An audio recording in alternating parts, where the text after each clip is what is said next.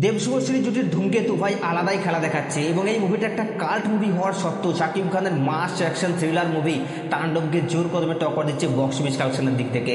এটা কিন্তু কখনোই কেউ প্রেডিকশন করেনি যে ধূমকেতু মুভিটা 10 বছরের পুরনো একটা মুভি এখন রিসেন্টলি টাইমে সমস্ত রেকর্ডকে তছনছ করে দেবে।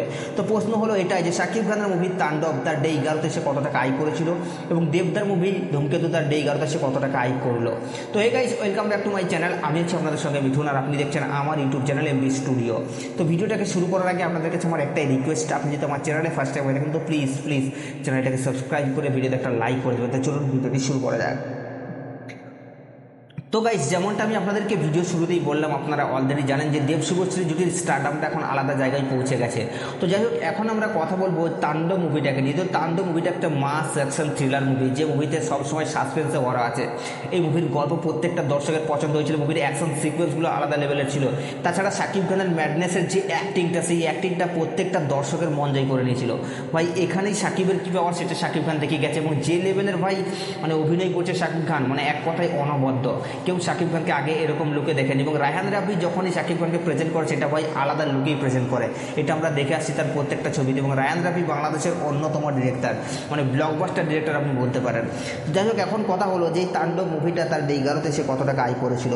তো গাইস, আপনাদেরকে জানিয়ে দিই, তাণ্ডব মুভিটা তার ডে 11তে সে বক্স অফিস কালেকশন করেছিল প্রায় 71 লক্ষ টাকার মতো এবং টোটাল মুভিটা বক্স অফিস কালেকশন করেছিল 11 দিনে 19,98,00,000 টাকা। তো গাইস, এই মুভিটার বক্স অফিস কালেকশন নিয়ে আপনাদের কি মতামত আপনারা নিচের কমেন্টে অবশ্যই জানাবেন।